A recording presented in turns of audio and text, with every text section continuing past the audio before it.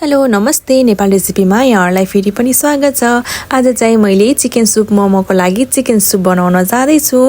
यस्तो चिसो याममा हामीले आफूलाई न्यानो राख्नको लागि चिकन सुप खान चाहिँ एकदमै बेस्ट हुन्छ। सो अब ढिलो नगरी चिकन सुपको लागि म रेसिपी स्टार्ट गर्छु। भिडियो अन्तिमसम्म हेर्नु होला। अनि त्यसैगरी चिकन मोमोको रेसिपी पनि मैले अघिल्लो भिडियोमा राखिसकेकी छु, गएर हेर्न सक्नुहुन्छ र डिस्क्रिप्सन बक्समा पनि म लिंक राखिदिन्छु, त्यहाँबाट पनि हेर्न सक्नुहुन्छ।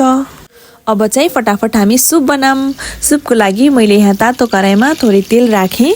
त्यसैगरी तेल तातिसकेपछि मैले यहाँ आधा चम्चा मेथी राखेँ, त्यसैगरी आधा चम्चा जिरा पनि राखेँ र लगभग 1 चम्चा जति मैले यसमा ज्वानो राखेकी छु। र मेथी जिरा ज्वानो कालो भइसकेपछि मैले यसमा प्याज राखेँ। प्याजको क्वान्टिटी हजुरहरूले थपघट गर्न सक्नुहुन्छ र प्याजलाई चाहिँ हल्का रातो हुने गरी चाहिँ भुट्नुपर्छ र मैले यसरी यहाँ हल्का रातो हुने गरी भुटेपछि मैले चाहिए जति बेसार भुने गरी राखेँ। अब चाहिँ किमा बनाइसकेपछि बाँकी रहेको मासु र हड्डी राख्न जाँदैछु। यसरी हामीले यो मासुलाई चाहिँ मजाले भुट्नुपर्छ।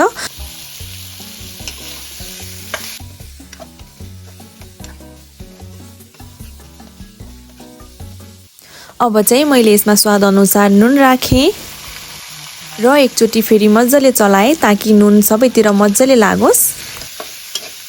अब चाहिँ म यसमा अदुवा लसुनको पेस्ट राख्न जाँदैछु। मैले 1 चम्चा जति अदुवा लसुनको पेस्ट राखेँ। त्यसैगरी रातो खुर्सानीको धुलो राखेँ। हजुरले पिरो कति खानुहुन्छ त्यही अनुसार राख्नु होला। त्यसैगरी मैले 1 चम्चा जिराको धुलो राखेँ। त्यसैगरी 1 चम्चा धनियाको धुलो पनि राखेँ र गोलभेडा पनि मैले मसिनो गरी काटेर राखेँ। यो सामग्रीहरू गोलभेडाहरू चाहिँ हजुरहरूले क्वान्टिटीमा थपघट गर्न सक्नुहुन्छ। त्यसैगरी मैले यहाँ एउटा पुटी लसुन पनि राखेँ। अब चाहिँ म यो मासुलाई केही बेर छोपेर पकाउँछु र यसरी मैले छोपेर मजाले भुटेर पकाइसकेँ। अब यसमा चाहिँ म झोल राखिसकेपछि यो हरियो प्याज चाहिँ राख्छु। सुपमा हरियो प्याजको रस चाहिँ एकदम मिठो हुन्छ र यसरी मैले चाहिए जति रस राखेँ सुपको लागि र मसिनो गरी काटेर राखेको हरियो प्याज पनि राखेँ। अब केही बेर चलाएर यसलाई चाहिँ मजाले पाक्न दिनुपर्छ। यसलाई छोपेर एकदम मजाले उमालेर पकाउनु पर्छ ताकि यो मासुको रस एकदम मजाले निस्कियोस्। र हजुरहरूले यसमा मसिनो गरी काटेर गाजर पनि राख्न सक्नुहुन्छ यसमा सुपको लागि।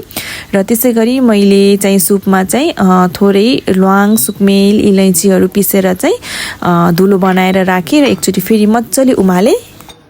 र यो सुपमा चाहिँ मैले थोरै मरिचको धुलो पनि राखेकी छु। अब चिसो मौसम भएको भएर चाहिँ मरिचको धुलो चाहिँ फाइदा नै हुन्छ, हेल्थको लागि पनि राम्रो हुन्छ।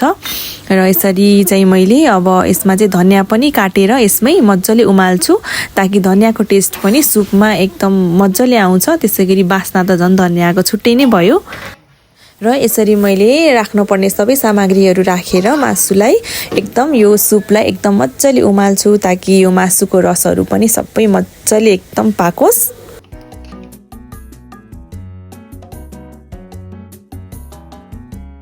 अब चाहिँ सुप पनि तयार भइसक्यो। सुप पनि एकदम मजाले पाकिसकेको छ र हामी चाहिँ अब यहाँ खानालाई एकदम तर्खर गर्दैछौँ। यसरी मैले बटुकोमा सर्भ गरेँ राखेँ र यो तातो सुपमा मैले तातो चिकन मोमो पनि राखेँ र यसरी माथिबाट सुप राखेँ। एकदम मजाले चिसो मौसममा यसरी खानुको मजा नै छुट्टै हुन्छ।